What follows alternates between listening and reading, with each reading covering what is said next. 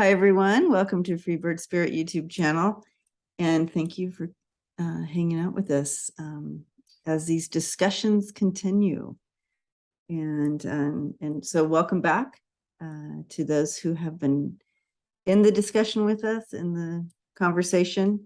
And if you're new and this is your first one, please go back and listen to the other ones and be a part of the whole conversation.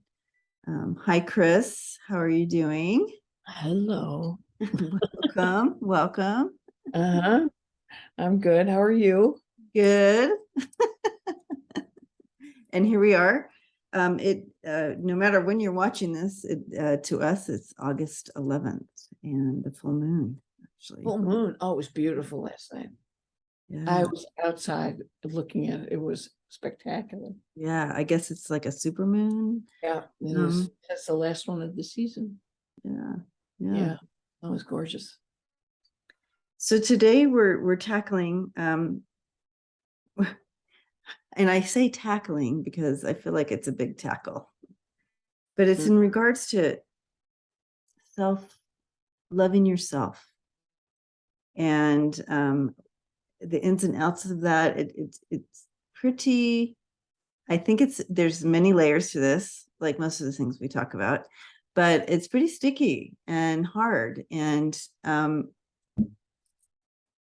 feel like it goes with awakenings because with awareness of the areas we may not be bringing that self-love in. And so we're going to look at that today. We're going to talk about that. We're going to talk about kind of the history. Of course, we always do that because we learn a lot from our past to be able to step into awakening today, right? So looking to our past, where did this start for us? Where did this narrative, and I use that word a lot, I know, but where did this narrative, where did this system start? And I know we can't go way back to where it all began, but I think initially it's a lot about our structure, the structure of women in general. Since I feel like I'm talking more to women here today, but it's for everybody. It's not just for women. But how was your upbringing structured? Were being a Christian, being a woman. Let's talk about those things, Chris. Oh, sure. Thanks. Well, as you were talking, I was remembering that where we started these conversations was about the need for our stories, right? And when you use the word narrative is so much bigger than the other words that people use. It's and it's not, I'm not saying it in a critical way at all. It's you can use other words like scripts or roles or whatever, but right. Narrative is really a story, right? And that's where we started, was with the stories. So when you think about our stories, and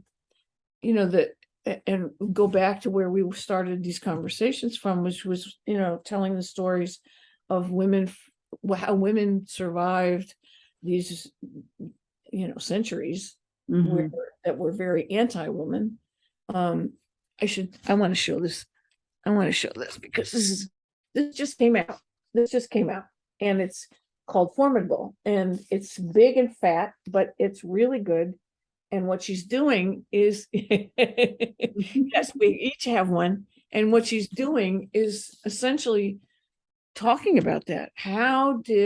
She says it's from 1920 to 2020, but she actually starts with the 19th century. And she sort of lays out the struggles that women generally of all races had in dealing with the structure that we had to navigate to get to where we are today. And so I think where where Debbie and I've gone is to this place of, let's make the connection between the big picture and the everyday stories, the everyday awakenings. And so what you were just describing are those moments. Well, we talked about awakening moments, but the moments where I think I told you that one story about probably around, oh God, probably about 20 some years ago. I went to a therapist, and she used to say to me on a regular basis, you need to love yourself. And I remember coming home, I remember standing in the kitchen with a couple of people and saying, what does that mean? I don't know what that means. What does it mean to love yourself? And none of us knew. We all started talking about it, but none of us really knew. Right. It became a project, right? As an assignment from my therapist, right? So it became a project. And I remember, I just did that over there. Oh, well. So now I'm going to go over this. That's her thinking side, you guys. She's yes, as I go, trying not to do it. Maybe I won't be able to think. She's like, I'm not going to be able to remember anything if I don't look over there. I had no idea what I was doing. Anyway, so as we tried to understand, yes, I have to look at you. Okay. Yes. So as we tried to understand what that meant, we started exploring, what the messages are about that. So we were brainstorming, right? So we'd say things like, to love yourself, well, is kind of conceited, isn't it? Isn't that conceit? Mhm. Oh, then somebody else would say, well, no, but it's really selfish. And then somebody else would say, well, the Bible says, it's like, well, who gives a care? Why are we listening to the Bible? Okay, it was that kind of conversation back and forth, and realizing that as women, we were taught not to love ourselves, but to always love other, to always be taking care of other, to always be the nurturer, the female in any relationship. And that's where I think we got stuck. So yeah, so I think that the whole idea of loving yourself, and I was reminding you about Whitney Houston's song, the greatest love of all is to love yourself. Mhm. That this is not a new concept. This is an old concept. And it is, and you bring up the Bible here, Yeah. and the Bible says, love your neighbor as yourself. Mm-hmm. So literally, being directed to learn to, what does that mean? Loving yourself, and to love your neighbor as yourself. Well, that's a good point. That's a really good point, because whenever I read that, I thought it meant I didn't have anything to do with me. It meant I had to take care of them. Well, that's what it says a lot about women in the Bible, that we're supposed to be, give everything, to everybody else. And religions have taught more of that. It's more of a religious based, and they're pulling things from the Bible to create what they want their narrative to be, their story. So that's what you're seeing. That's where you're getting that inference from. So the religions and the people pulling little scriptures from here and there are saying, in general, for women to be subservient in that way, and it's a sin to you do anything for yourself, basically. Right. Yeah. And it's selfish. I want to be careful in this conversation not to make it sound like this is only a Christian discussion. No, I'm I'm only just adding a footnote here, but yeah. So the real a lot of us, even if we're not Christians, even if we haven't been, it still has played over and weaved its way into the whole story. The only culture I know of that historically has not been like that, where women sort of give up their power, is some indigenous cultures. particularly the one that I live near, which is the Haudenosaunee. But yeah, I mean, it's hard, you'd be hard pressed to figure out a culture where women aren't giving over to others all the time. And that's their job. Yeah. I was just reminded that's one of the reasons why women couldn't be in the military.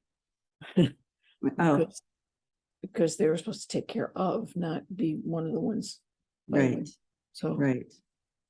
yeah. And so, and again, also bringing men into this as well, because within your own households, you know, what was the story within your own households? What to create where you would feel selfish if you loved yourself? And we're gonna dive deeper into that, about what that means, even, you know.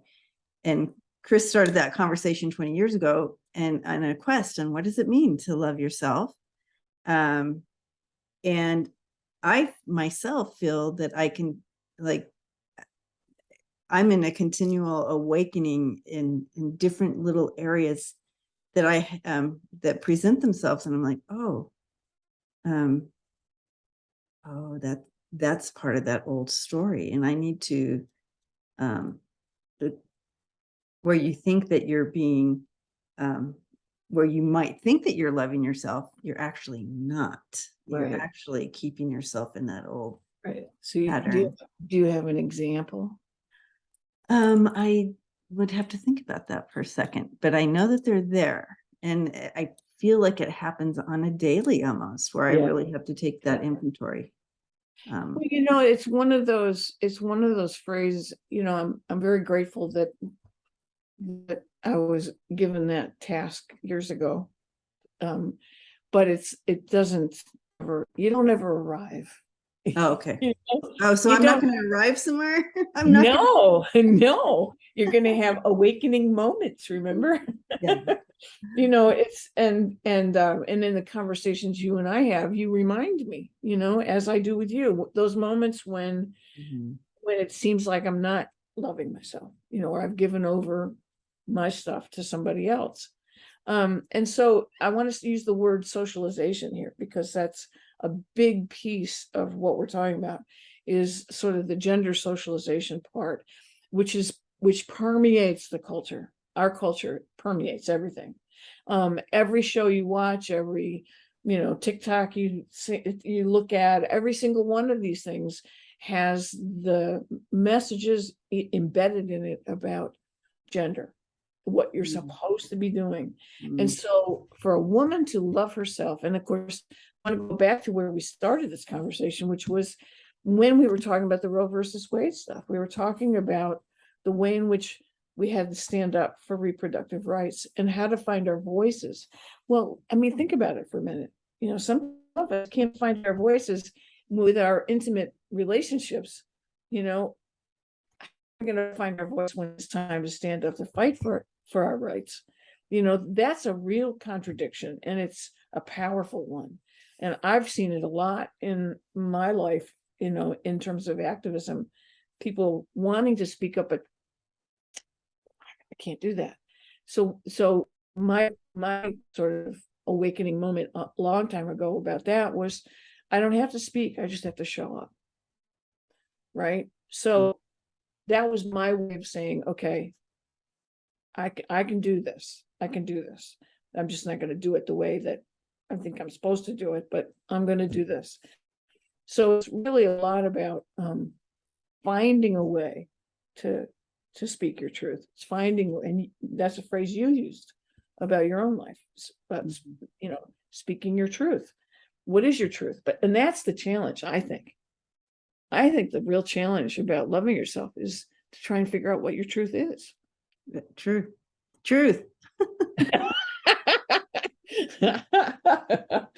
Yeah, I think that's true. And it's that awareness that kind of pops up on a daily, and I feel like the universe really creates these opportunities for that awareness. And what are you going to do with that awareness? Are you going to Are you going to change, or are you going to continue in that same pattern that keeps you in those boxes, right? That we're going to talk about in a second. You know, you have a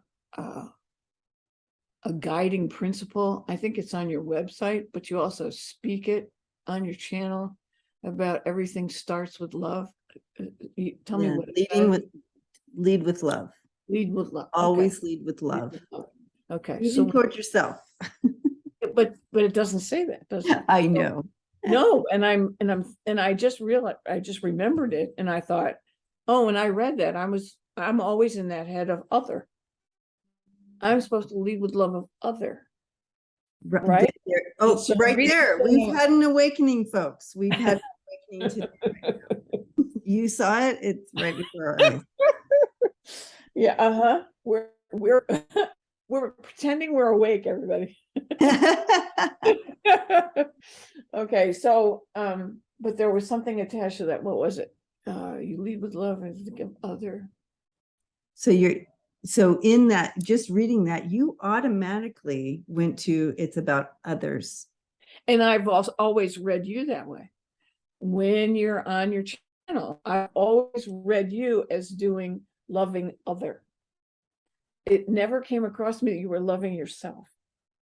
But just I don't know doing what I do, I'm loving myself. There you go. See? Right. Yeah, another awakening moment. You guys. Oh God, we're so silly.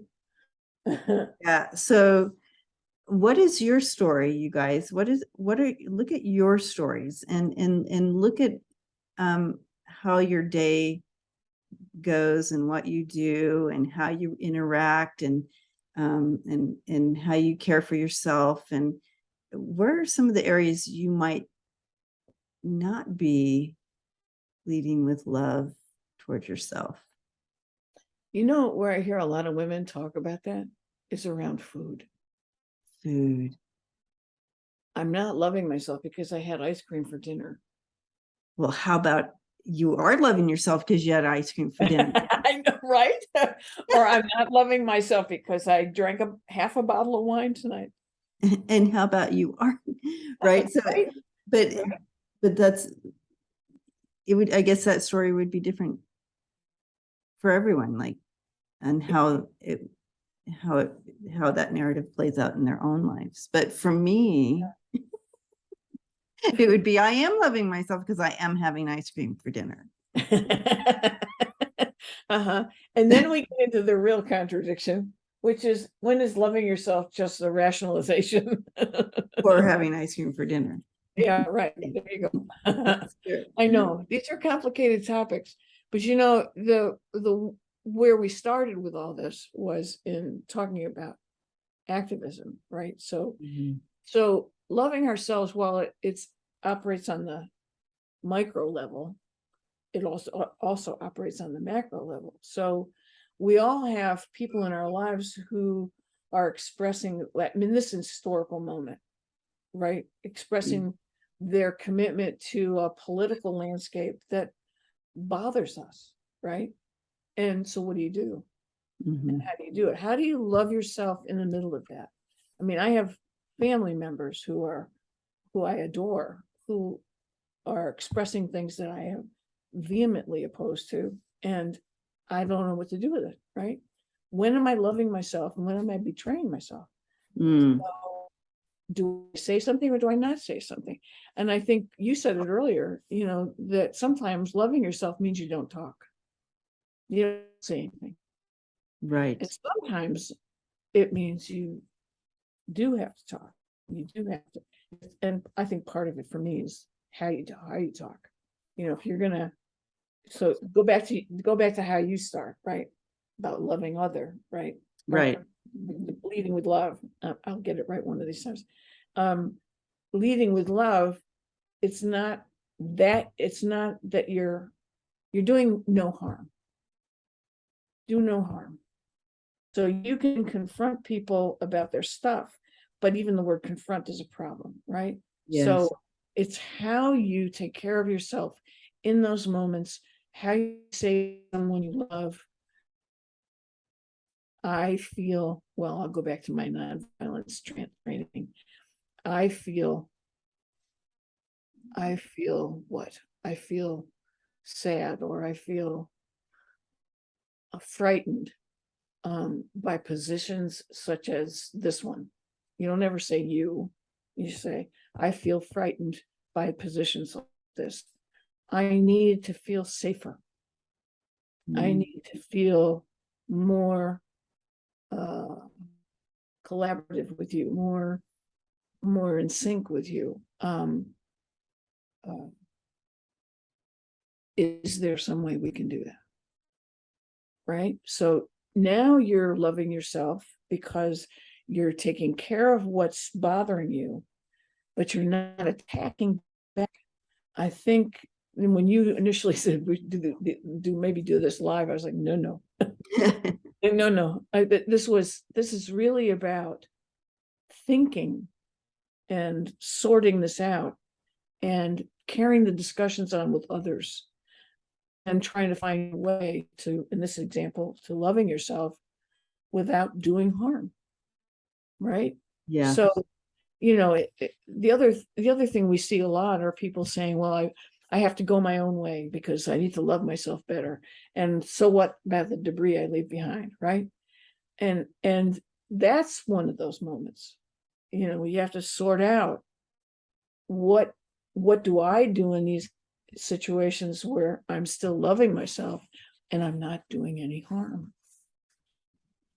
I think you just nailed it, Chris. I didn't even have a hammer. I know, but it was close to, I feel like you did have a hammer. So let's break this down, y'all.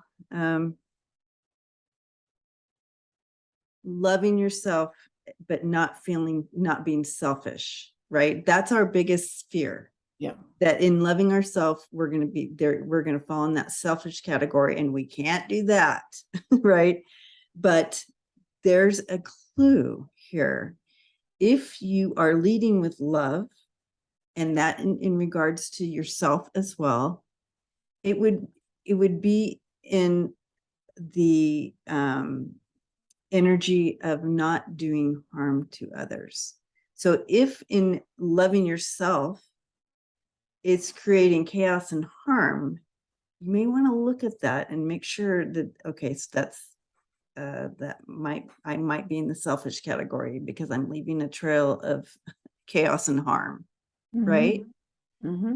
So I think that's something there that will help you. If you guys are questioning, well, with the self-love thing, if I'm being selfish, if it's leaving that doing harm there, then that might be, might be on the selfish side there. Yeah, that may be helpful. I just flashed on parenting. Okay. Yes.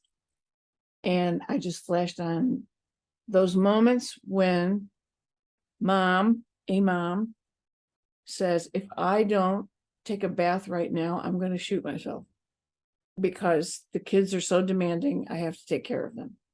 So I'm going to leave them alone for now. And I'm going to go upstairs. I'm going to light a candle. I'm going to lie in that bathtub and I'm just going to ignore them. Am I being selfish? Yes. But is sometimes selfish, right? Sometimes selfish is loving yourself.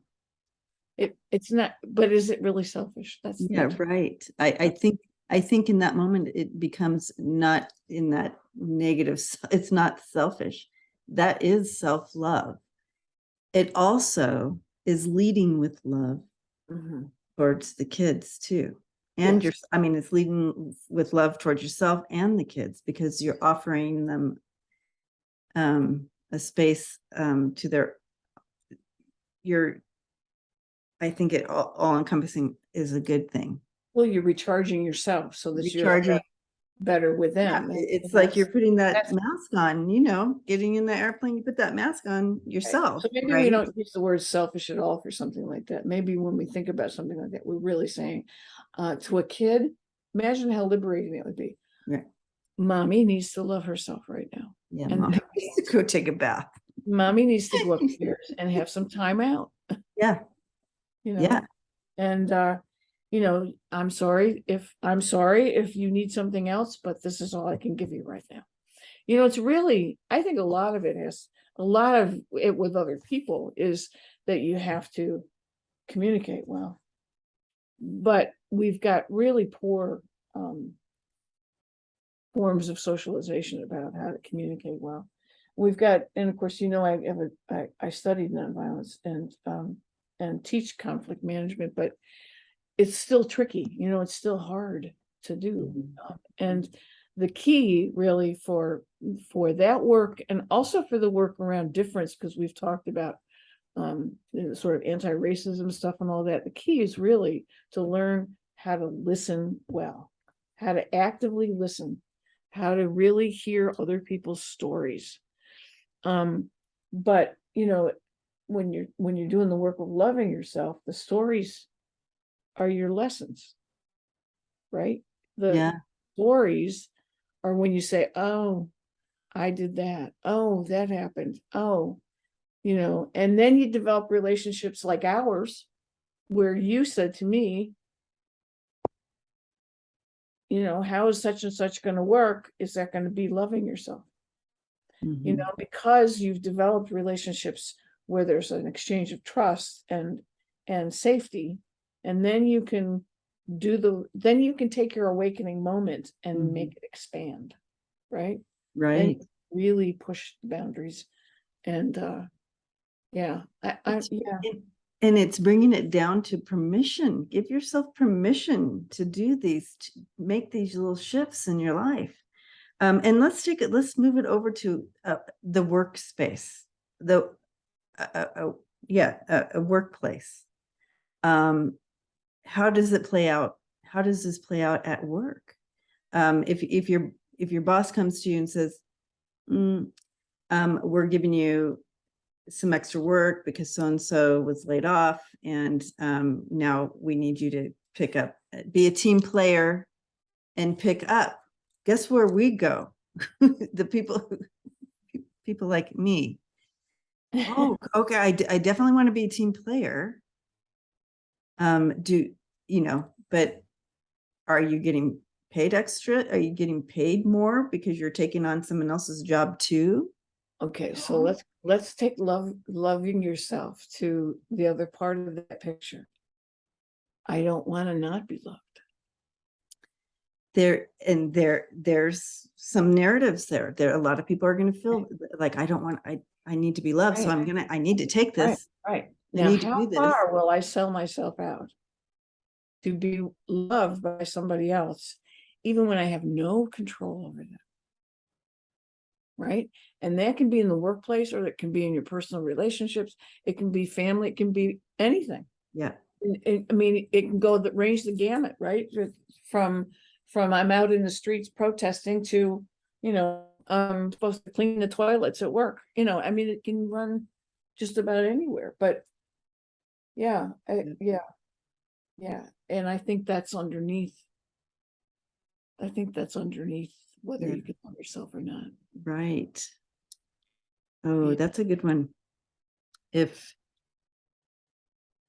you're seeking love on the outside, if you're seeking that love so hard, that's it. That's it.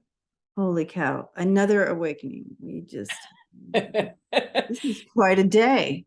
But this goes back to the end of our last conversation that we taped. Wow. And you said, oh, she's leaving us with a cliffhanger. And what I said was, it's not the symptoms. You have to look for the problem, not the symptoms. Correct.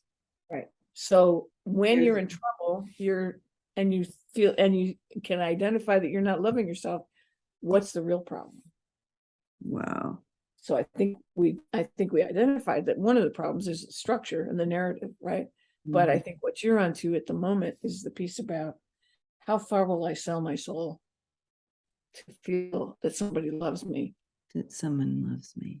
Yeah, even though it's right in your face that they might think it's love, but it doesn't feel loving.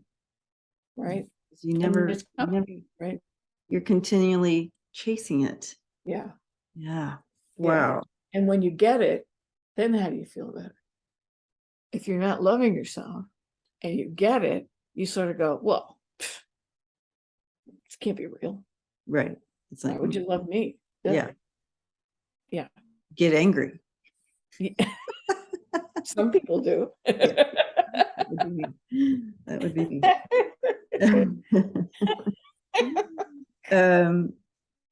So looking at, so you guys, so looking at, what are 5 clues that you may not be loving yourself? Now, some of these might not fit, but one of them might fit, and that's an area you could dive in if you hear one that fits. But I think it's really funny, because I'm like, I feel like we have 6 now because we came up with, if Maybe when 500. when you hear the term lead with love, and in your mind you go to that is for others, there's a clue that you might need to do some inventory there. And because that phrase that I have in there is literally all encompassing. And so, but where did it take you?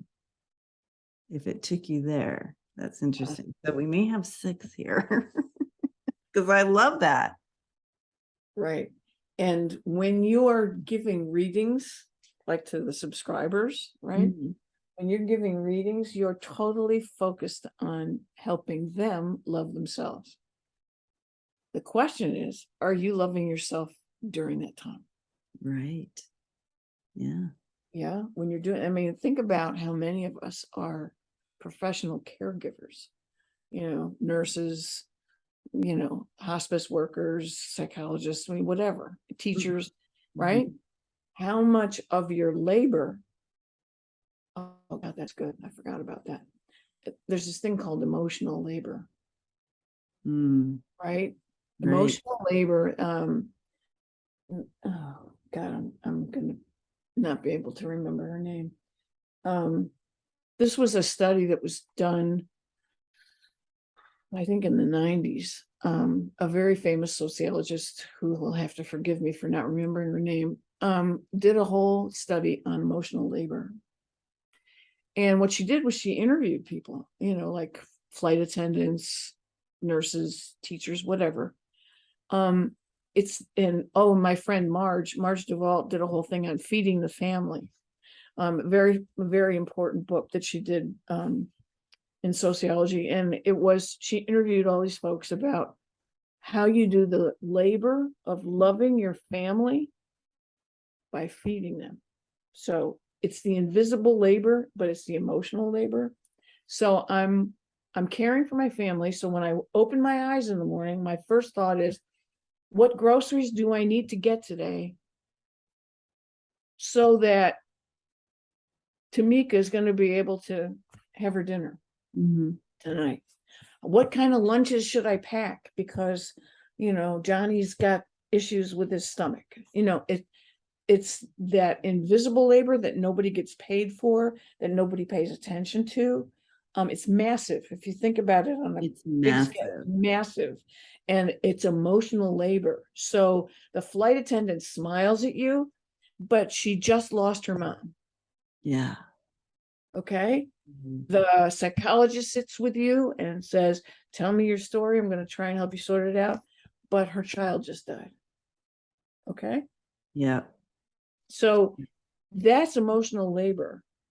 And in that emotional labor, somewhere in there, we have to find a way to take care of ourselves where we're not caught in this system that keeps us locked in to taking care of other at our own expense.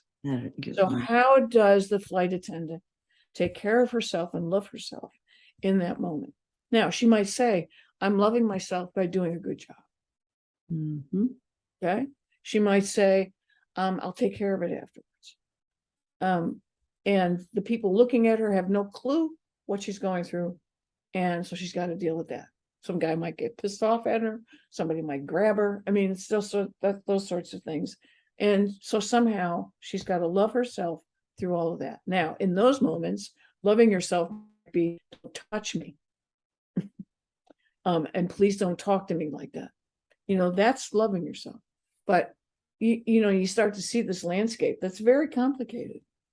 But the simplicity of it is to continually use the mantra, I need to be loving myself right now. And how can I best do that in this situation? Is this in my best interests? And how will I balance that? Yep. The story about family member making an anti-racist making a racist joke, right? Okay, so this happened several years ago. I have a family member who wanted me to listen to a racist joke, and I said no. And he said, "Oh, come on, it's a really good joke." And I said no. So we went back and forth, and I'm feeling like I can't do that because that's me not loving myself or people of color. It's me not leading with love for other, but it's also me not leading for love for me. And so I made that very clear. Not with me, you may not do that. And you really should think about whether you should do that with anybody else. It's not okay. So those are those tough moments when you have to really, leading with love does not always feel good, does it? No. It often doesn't. Right. No, that's a good point. That's not a happy point. But it's the best because there's so many these are unseen little injuries that we inquire when we don't, if we don't do that leading with love situation. So, and we carry those, and it makes a difference in in our energy field and everything. I think that the piece about listening, the piece about listening is so critically important, particularly in these times when we're in disagreement with people so much. That I think one of the ways in which racism works, for example, is that people don't listen. They think they see, they make assumptions, and then they react. When we start listening to each other and really listening, not just to the words, not as Tony said before, not as just waiting to respond. If you're listening to other people's stories, when you're doing that, you're also loving yourself. You're in that space of generosity. You're in that space of compassion, and you're able to then hear other stories, and that comes back on you. That comes back to you, because in that moment, it is an expression of love, right? It is an expression of love, and you're creating a space for racism to be eliminated, because understanding takes its place. Yes. Being able to empathize, be compassionate, share stories, sympathize, whatever's necessary in that moment, but it requires that you hear. I think that's really the core of loving yourself. I think that listening piece is. I think that is absolutely vital. And I want to give Tony reference here, a shout out. I wanted to play that clip in here of her saying that, but I'm not quite that savvy, I realize, but I may try. So there may be a clip here of Tony saying this, there may not be. So in the case that there's not, I just want to say this is just absolutely super inspiring, that I encourage all of us to take a look at how are we listening? This active listening. are we listening to only to respond, or are we stepping in and listening to share in that space, holding that space and listening and holding that space for each other? Or are we just listening to get our response in? Yeah, we're often so needy, and part of that is that we're so desperate to have somebody pay attention to us. Yes. Excuse me. And the other part of this is listening to your own body. That what I mean, we've talked about this, those moments when our hearts hurt, those moments when you feel so much stress in your body, in your neck, those moments when you don't feel well, many times those are the product of not having loved yourself well, and not having taken care of something. I mean, just it's really, I was thinking about Eckhart Tolle used to talk about that a lot, about the pain body, and yeah, but the responding from the pain body. Yeah, well, it's powerful. I mean, I started doing this years ago, and it made a huge difference. I may have mentioned this before, but my mom was really violent. So, what did it mean to, I could be standing doing the dishes and all of a sudden a hand would come across my face. So it took me a long time to get to a place where I stopped ducking when anybody came near me. And so learning how to love myself meant I had to listen to my body, and in those moments when I'm seriously stressed or in pain, and to stop, just say, breathe. Okay. Are you safe? Yes. Is it okay? Yes. Okay. Now, what do I need to take care of? Right. So loving yourself becomes listening to your best friend, which is yourself, right? Listening to that soul that's sitting right there, ready to take care of you in a heartbeat. So paying attention to it. Beautiful. Yeah. I love it. Did you get to all your 5? No, we only did one, and it's the one I added. We're really good at this, everybody. We're really good. We got this. We got this. This is called a conversation, or whatever, discussion. So you can see how that goes.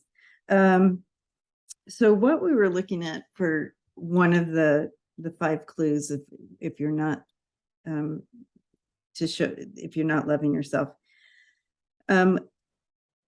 when someone does something hurtful to you and you stay silent, or and we talked about this a little bit because it can go a little bit both ways here. So it's kind of but the scenario that came through here is someone continues to be hurt. I mean, to play out a hurtful scenario in your life, and you don't say anything, and you just allow it to be and continue.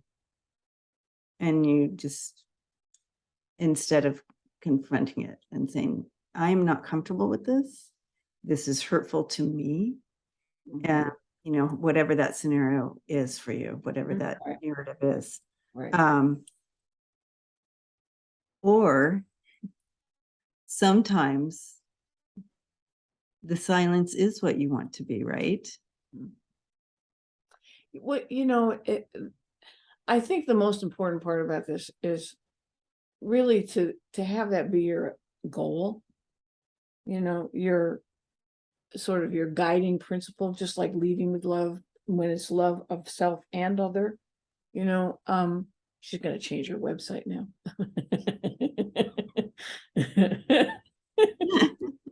Anyway, so it's really having that as your guiding principle, right? And then there are moments. It's not easy. It's not cut and dry, right? There are moments, and of course I'm thinking about my own life at the moment, but there are moments when there have been several recently where I've spoken up at a time when I was normally silent because I felt, oh, the word I wanted before was boundaries. Your own personal boundaries are in here. There are moments when loving yourself means you're aware that a boundary of yours, a value of yours has been violated or is at risk. And so speaking up, I'm dealing with this health issue. And so for me, stress is an enemy, right? So am I feeling stressed right now? Okay, well, my first step is to ask myself that question. Am I feeling stressed? Listen to my body. It's now telling me it feels stressed. So what's making me stressed? And is this necessary? And so realizing that for me, there was a big moment where I said, okay, I can't do this anymore because I can't live in that kind of stress and uncertainty. So I can't do that anymore. Hard. Those are hard decisions. They're not easy decisions. But when you get to that place, and I think what happened with me, this happened in January. What happened to me was I'd gone through so many extremes in terms of health that I could see it better. I'm thinking out loud here. I love it. I would love it when she thinks out loud, you guys, because so much valuable stuff comes out. Well, we've only gestured toward this, and we'll talk about it at some other time, but having a major cancer diagnosis does change your life. And as you said to me once, you did die. And so my whole life died. So I had three exit points I didn't take. So it was just sort of, life just transforms. But you also have to ask yourself in the middle of those things. And I did it almost daily. How do I love myself through this? How do I love myself through that? And they were always extremes. They were always really powerful extremes. And most of the time I couldn't talk. So I'm making up for lost time. So these aren't moments. These aren't awakening moments. This is sort of like an awakened life. Life is reawakening on a whole new landscape. Where were you? Where are you now? What are your boundaries? What aren't they? What's really important in your life? When do you speak up? When don't you? And when you're dealing with the medical profession, as you know very well, there are times you have to speak up and you don't know whether it's going to be safe. You just don't know. Am I going to piss off that doctor? Oh my God. And then what will they do? I always say it's like turning your life over to, the kindness of strangers, turning your body over to the kindness of strangers. It's, those are tough moments. But anyway, back to the piece about the boundaries, that, saying to myself, I can't do this anymore. I know that won't feel good on the receiving end, but I can't do this anymore, is loving myself, saying, here's the boundary. Here's what I have to do in order to live. And of course, in some ways, a lot of us have this experience where we have an extreme thing happen in life before we realize we do have a limit, before we can actually act on it. And it takes bravery, it takes courage to act on those limits, to say no more, or to say, I need this. It's always that tough stuff. Okay, your turn. Okay. That went farther than I thought I was going to go, but anyway.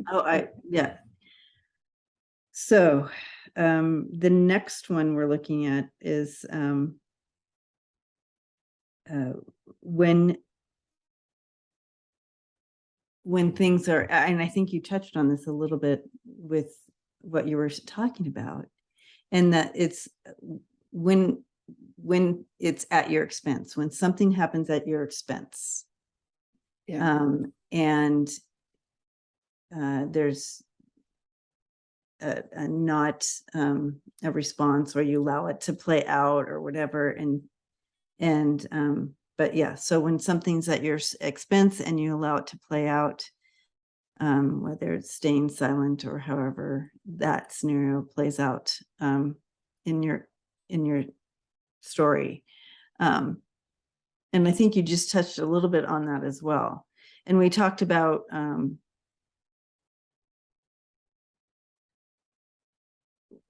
we recognize it for others, right, Chris? We recognize when this is happening to others, when it's at their expense and people are laughing and whatnot, and they laugh too. They laugh like, oh, okay, ha, ha, ha. Like, that's funny. Yeah. It's not okay. Right. Right. If it's at your expense, it's not okay. Right. And well, you know, as women, we've been socialized so strongly to not speak up to the men in our lives. And, you know, you see the fallout from that every day. I mean, we've got rape crisis centers and domestic violence shelters galore. So you see all that. And a lot of that has to do with, I have to stay because I have to support myself, or I have to stay because he does really love me, you know, and, you know, it's all of that, you know, and it gets huge. You know, the other side of this is of loving yourself, not the other side, but one of the biggest features of loving yourself is to let love in. You know, right. to take the risk of letting somebody love you. That is a deep part of the core of this, because you're holding people back from loving you, right, out of protection or however it's playing out. Right. Yet you're chasing love on this end, right? You're holding it back and you're chasing continually, and that keeps and making mistakes by getting involved in situations where you're actually not being loved because you are already guarded yourself, so you get taking in something that isn't actually loving, right, you know, right. it's so until you love yourself and you have an idea of triggers when you're not loving yourself, letting love in, and this whole thing that's gonna continue, that teeter-totter. I feel with that. I want to ask you a question. Okay. See if I can figure out how to say it. What are you laughing at? Yeah. It's about openness. You know, I was just thinking of a former student of mine, a spectacular human, just glorious human being, who has a painful story she's never told. Okay. I know she has it. I know she walks around with it. And I know that there are ways in which she's limited her life so that well, I don't know. I'm guessing because she doesn't want to speak it, or she doesn't want to risk it, or whatever, right? So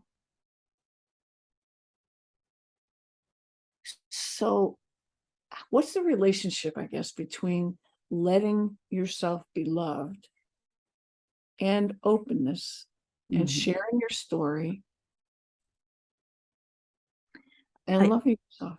Right. Yeah. Because when you break that down for her,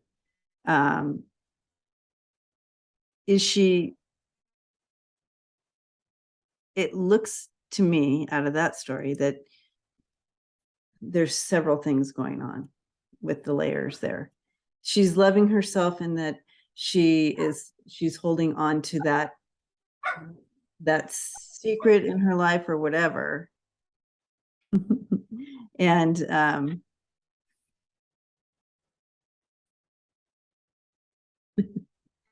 we had a little pause. So in that scenario, though, as we were talking about, it could be that she's loving herself in keeping that, holding that story close to her, and acknowledging that not everyone would be able to share that space and that story correctly. And I feel that a lot of people, that's okay. If you have something that is too big, you have certain people, that you can share that space with. It doesn't mean it has to be with everyone. So you don't have to share that part. However, so that's one part of that. The other,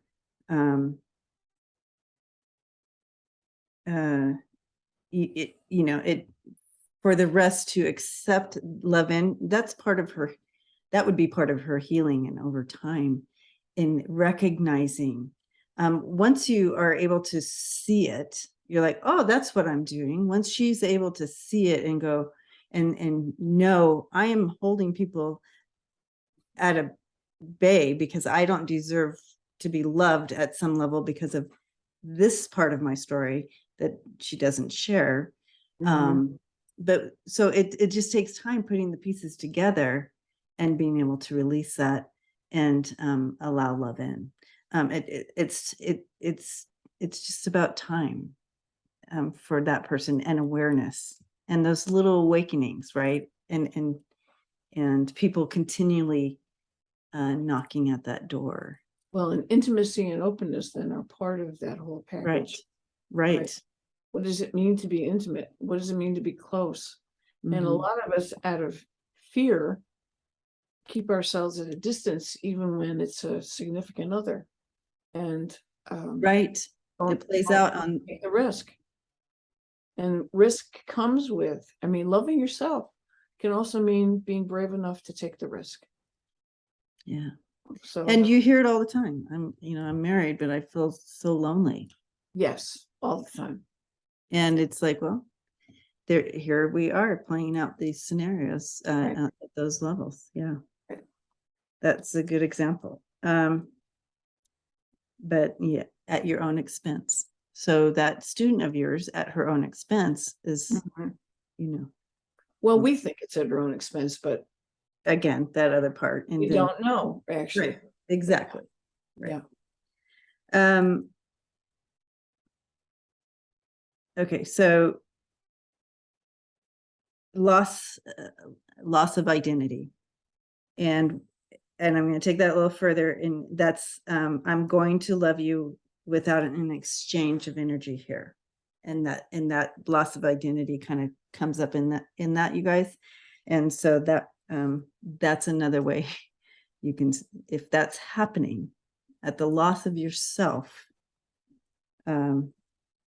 that exchanging, that love energy exchange.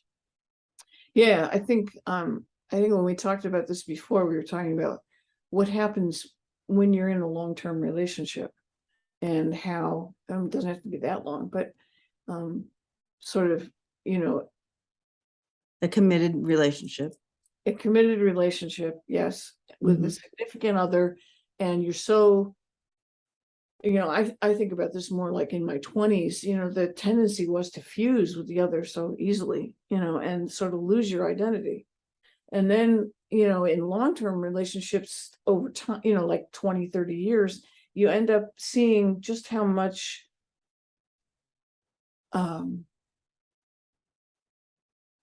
your identities have meshed, and it may not be fusion anymore, but it is a matter of habit and attachment. And then we have to really figure out what counts as love. Right. Well, it's not either or those things. It's, right. So that's a whole nother area we need to dive into, because what is love? Yeah. Right. Yeah. How does love? My shtick, this thing I said last time, which was about the ways in which we've bought into this body idea as though that's the measure of love. It's not. Exactly. And in my situation, what's become very clear to me is that love is really being able to be there, what's the word I'm looking for? Hold the space. I was just going to say that, but you got it. Yeah. Hold that space. Hold that space with the other. Yep. And sometimes that means not pretty things. So there's the next one is kind of a big conversation that's going to lead into a whole nother conversation, but we've already gone our hour. And I really want to take time with this next thing that we're going to talk about, but I'm going to just throw it out there, and hopefully we'll be able to pick it up in our next conversation, because it also leads into a whole nother discussion. So, but the next one is, when you choose to stay in a box of safety that you've created. Oh, yes. And I know you're like, I know they're like, what? Like, what do you mean? And you're choosing to stay in a box of safety. So I'm just going to touch a little bit on this, but we're going to dive into this because this is going to be a whole hour. Just all right. Boxes. And so the ending of this is the same as the one from the last time, which is you saying, she's left us with a cliffhanger. So what came to me is we create these little boxes of safety. And are they helpful? Do they hinder us? What's happening with these little boxes of safety that we've chosen? And is it loving ourselves? It may have started out as a measure of loving yourself, but then when does it shift into a box, a prison for yourself? That it does not create love for yourself. So that's what we're going to look at more. Right. And the word limit comes up a lot there. Limits. Yeah. Limiting. And but there's so many, and I know you all are watching, and you're like, oh my gosh, start looking for those boxes in your life, you guys. Yeah. And the end phrase is lead with love of self and other. Yes. So if you get one takeaway from today, is leading with love for yourself and others. And so, Chris, again, thank you so much for your time and your love and your continual discussion. Well, you're the one that needs to be thanked. This is a lot of fun, and I'm learning a lot. And so is baby. So blessings, everyone. Thank you for being with us. Continue the discussion, and I can't wait to hear your comments, read your comments, and just giving you all lots of hugs, and we'll see you next time. Bye.